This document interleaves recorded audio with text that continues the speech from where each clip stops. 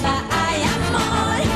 No se tiene una razón para amar intensamente.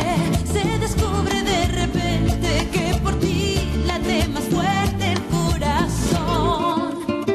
Ay, cuando nos llama la pasión, nos hallamos frente a frente para amarnos locamente y entregarnos sin reservas al amor. Ay, amor, quédate muy dentro. Aquí está tu Rosalinda para vivir en tus sueños. Ay, amor, que me estoy muriendo. Es esta tu Rosalinda que solo quiere tus besos. Ay, amor, aquí está tu Rosalinda para vivir en tus sueños. Toma mi alma, bebe mi cuerpo, que por tus besos me estoy muriendo. Ay, amor, es esta tu Rosalinda que solo quiere tus besos. Rosalinda, Rosalinda.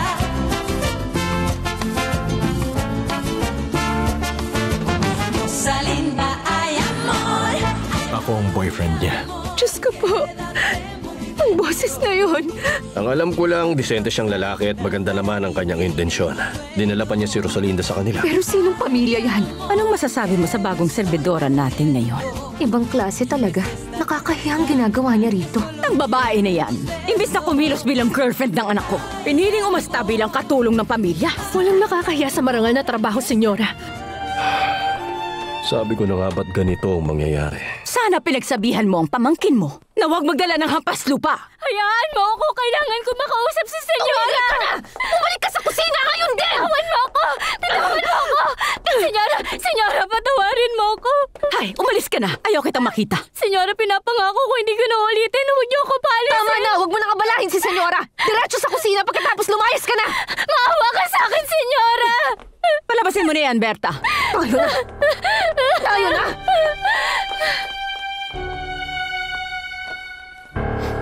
Sa nakikita ko, mukhang kontento ka na ngayon sa girlfriend ng anak mo. Dahil nagawa mo na ang gusto mo. Oo. Sa tingin ko, hindi na siya babalik dito kahit kailan. Pasensya ka na, Fernando Jose.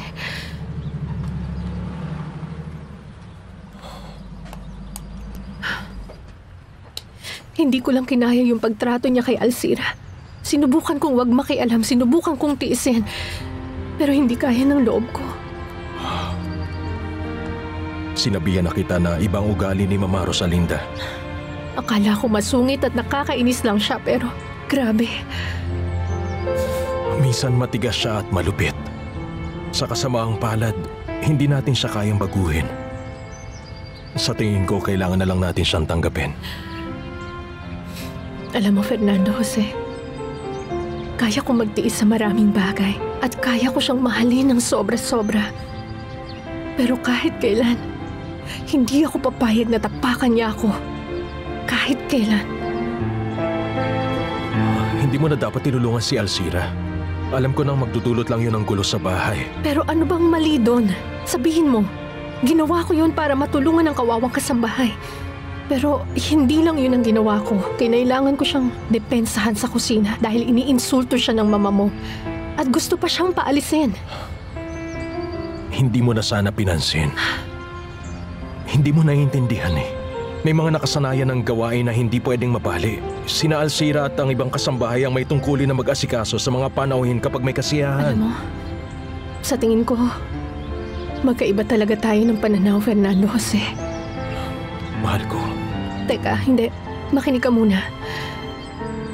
Itong relasyon natin, napaka-imposible. Hindi. Huwag mong sabihin yan, Rosalinda. Hindi, huwag na nating pag-usapan pa yun. May mga kailangan akong pag-isipan. Pwede bang ihatid mo na lang ako sa bahay namin? Si Anibal yung manliligaw ni Ate Fedra. Naawa ako sa kanya, Becky. Sobra siyang nalungkot at lutang na lutang dahil sumama si ate. Pero mahal siya ni Fedra. Hindi, Becky. Pero umaasa pa rin siya ngayon. At masakit para sa akin. Ay, Lucy, alam mo, sa tingin ko... Huwag mong sabihin yan, Becky. Ang kapatid ko talaga ang totoong mahal ni Anibal.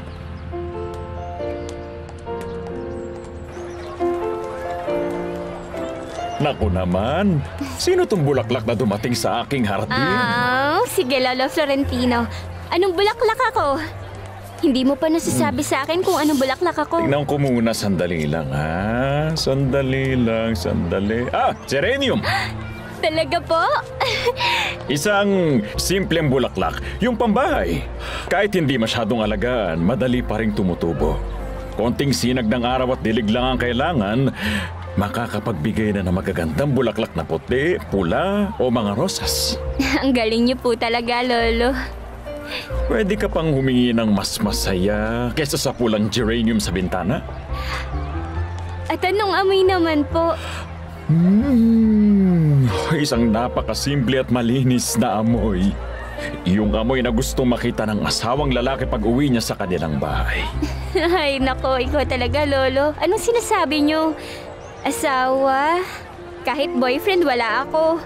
Pero magkakaroon ka rin balang araw, Lucy. Magkakaroon ka na rin.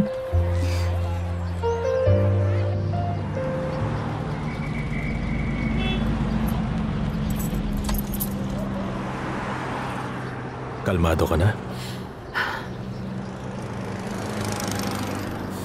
Umaasa ako na hindi ka seryoso tungkol sa sinabi mo.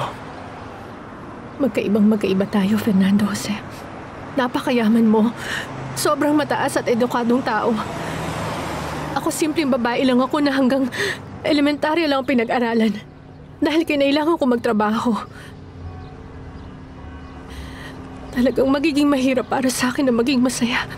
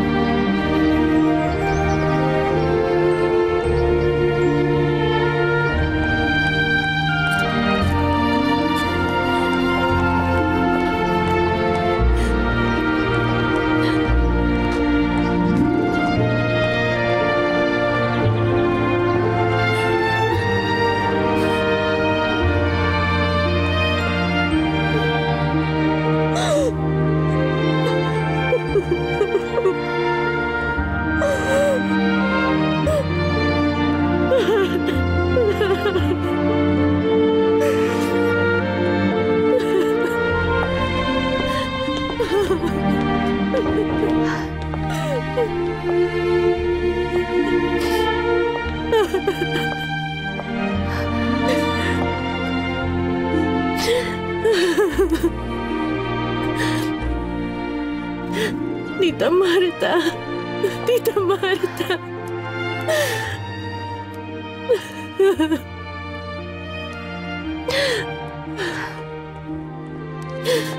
Anong nangyari sa'yo, Rosalinda? Bakit ka umiiyak?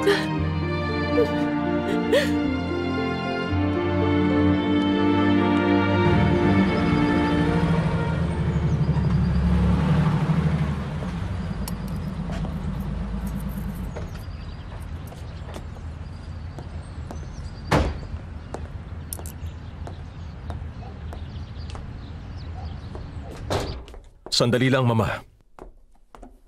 Pwede ba tayo mag-usap? Sobrang sama na nangyari, Tita Marta. Nag-away kami ng mama ng boyfriend ko. At kinailangan naming maghiwalay na. Anong pinag-awayan yung dalawa? Mahaba pong kwento. Pero imposible na magmahalan pa kami. Sobrang imposible. Rosalinda, anong pangalan ng boyfriend mo? Fernando. Fernando Jose. Fernando Jose Altamirano del Castillo. Altamirano del Castillo. Rosalinda, Rosalinda.